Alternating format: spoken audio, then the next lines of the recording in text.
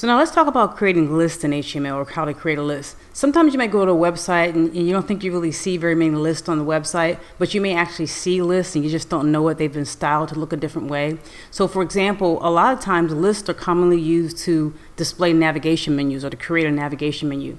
You may go to a website and you may see a navigation menu and it may look a certain way or look kind of fancy, but in actuality it may be just underneath the hood, it's an actual list that you create in HTML. It's just been styled to look differently with CSS when you get to CSS. So you find lists a lot, and you tend to use lists sometimes when you're writing a website and making a website.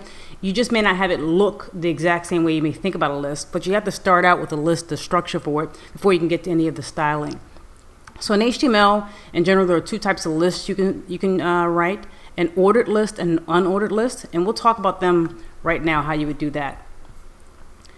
For an ordered list, what you do is you use the OL element, this ordered list, and basically you're declaring that this right here is going to be an ordered list. You're telling the browser this is an ordered list. And so that you have an opening part and you have a closing part, and then you have something else that you have to put inside it. Those are list items. Now we kind of talked a little bit about putting an element inside another element when we were doing formatting in chapter 2, but now we're going to really look at this concept of nesting even more. Because in HTML, you can almost nest anything just about inside of another element. You can nest inside of nest. So a list is one way of doing that. It was one example of that. But this is how you write an ordered list.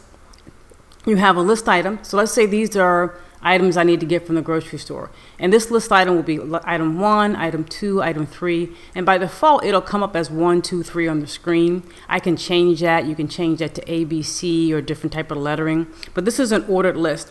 The same concept is true if you use an unordered list.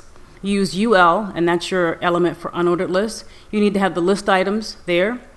And by default, the browser will show these as bullet points. And once again, you may have guessed that you can style them differently when you use CSS and you get the CSS and apply it to your file. But you can use an unordered list right here and they'll be styled just with bullet points.